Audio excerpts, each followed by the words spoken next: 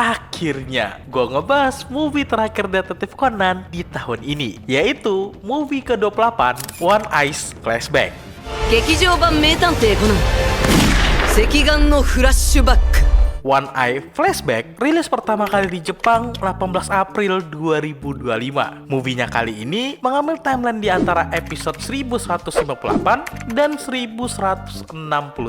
Bercerita tentang kasus yang terjadi di masa lalu yang melibatkan Yamato Kansuke dan menyebabkan luka di matanya. Kasus ini kembali menjadi sorotan ketika observatorium radio Nobeyama diteror oleh penjahat misterius. Dan ya, sebelum gua ngebahas, gua pengen kasih peringatan dulu. Review ini pasti spoiler. Jadi bagi kalian yang belum nonton, gue minta maaf ya guys ya. Dan ya, gue gak suka movie ini. Kalau kalian cuma mau ngelihat movie Detektif Conan seperti biasa, iya, movie ini tetap fun untuk ditonton, apalagi di bagian akhirnya. Tapi untuk story, ini adalah movie yang paling mengecewakan gua. Mari kita bahas plot utamanya, yaitu mereka bertiga, Yamato Kansuke, Takaaki Morofushi, dan Yui Uehara. Satu-satunya yang menarik dari tiga trio ini, itu cuma Takaaki Morofushi. Itu pun hanya terjadi 1 menit dari 120 menit movie ini. Gue yakin banyak yang kurang setuju sama gue, tapi mereka berdua ini itu kurang menarik dan sama sekali nggak ada chemistry-nya di movie ini. Dari awal kemunculan mereka di series Detektif Conan, gue ngerasa kalau mereka ini cuma versi dewasanya Heiji dan Kazuha dengan background yang lebih dalam dan lebih dark.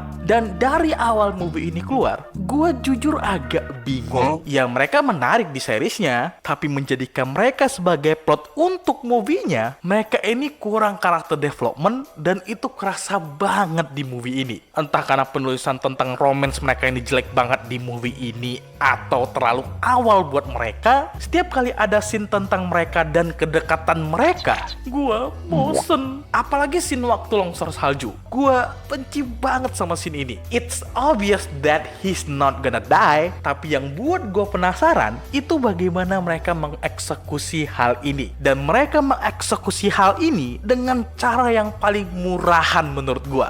Gue gak masalah waktu Yui ternyata tahu kalau Kansuke sebenarnya selamat. Masalah gue adalah reaksi dari Kansuke. Gua nggak suka mereka ngebuat reaksi Kansuke waktu ngelihat Yui nangis jadi komedi. Terus apa gunanya scene yang di mobil dan di hutan kalau akhirnya klimaksnya lu buat komedi? Ini ngebuat scene Yui di bagian akhir itu sia-sia. Gua bukan benci sama mereka ya, gua cuma ngerasa mereka itu belum siap untuk dijadikan sebagai plot movie Detektif Conan. Movie ini tuh jelek banget secara penulisan untuk meng-highlight tentang mereka berdua. Kalau ini spesial atau episode biasa, fine, penulisan kayak gini tuh gak masalah. Tapi tidak untuk movie. Dan satu hal lagi yang gue benci dari segi penulisan di movie ini, yaitu Kogoro. Tapi sebelum ngebahas Kogoro, gue pengen ngebahas kasus yang ada di movie ini. Jujur movie ini kasusnya itu ngebosenin banget. Kasusnya itu sebenarnya gak harus selama itu. Kasus ini tuh di dragging panjang banget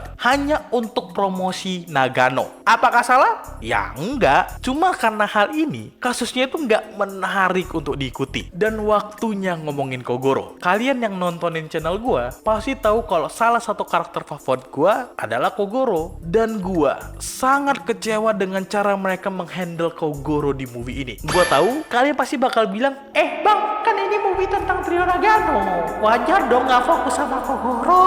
Ya bener, dan gak pernah jadi masalah juga. Emang sejak kapan sih fans dari Kogoro ngeluh masalah screen time? Tapi yang jadi masalah di movie ini, mereka ngebuat Kogoro nangis and do nothing about that. Karena menurut gua, kalau lu ngebuat Kogoro nangis, berarti ada yang spesial. Koreksi kalau gua salah, tapi seingat gua, Kogoro itu gak pernah nangis. Kalaupun nangis, gak pernah se-emosional ini. Dan ini adalah movie yang gak tepat untuk Kogoro nangis. Dia bukan sorotan utama. Basically setelah Kogoro nangis, dia hampir hilang setengah di movie ini. Ya lu bisa ngeliat mode seriusnya Kogoro dari kasus yang ada di movie ini dan momen epic di bagian akhir. Tapi bukan itu yang dimau. Kasih gue story, kasih gue alasan kenapa gue harus peduli sama karakter Wani ini. Lu berharap gue peduli dan nangis sama karakter random non-canon yang lu munculin gak sampai 10 menit? Kasih gue story, kenapa gue harus peduli dengan persahabatan Kogoro dan Wani. Kogoro nangis di bagian awal, itu nggak ada rasanya. Meaningless, kosong. Pertama karena itu terjadi secara tiba-tiba. Kedua, sebelum dan sesudah Wani meninggal, kita nggak dikasih backstory yang cukup untuk kita peduli. Kogoro itu udah 13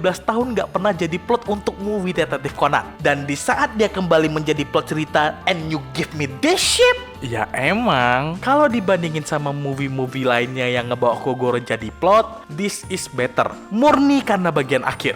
Selain itu, mengecewakan. Dan ini yang ngebuat movie ini jadi kurang menarik dan ngebosenin. Kalau aja mereka lebih fokus ke satu cerita doang, gue rasa movie ini jauh lebih baik. Entah menghilangkan Kogoro dari movie ini, atau trio ini yang menghilang. Fokus ke satu plot utama. Dan karena alasan ini, gue bakal naruh movie ini di jelek. Dari kasusnya, jauh dari kata bagus, plot ceritanya biasa aja dan ngebosenin, dari karakter, semuanya mengecewakan. Overall, movie ini tuh nggak enjoyable dari segi cerita. Bang, tapi bang, ini kan movie kedua paling laris Detektif Conan. Kok lu taruh paling jelek banget? Gua harus akui, dan setelah gue pikir-pikir, gua jadi ngerti kenapa. Movie ini adalah movie fanservice. Kesampingkan cerita, movie ini tuh menampilkan banyak momen fanservice. Dari momennya Kogoro waktu nembak, Haibara dengan kecerdasannya, trio ini dengan momen epic di bagian akhir, Conan yang terbang sana sini, aksi jahatnya Amuro.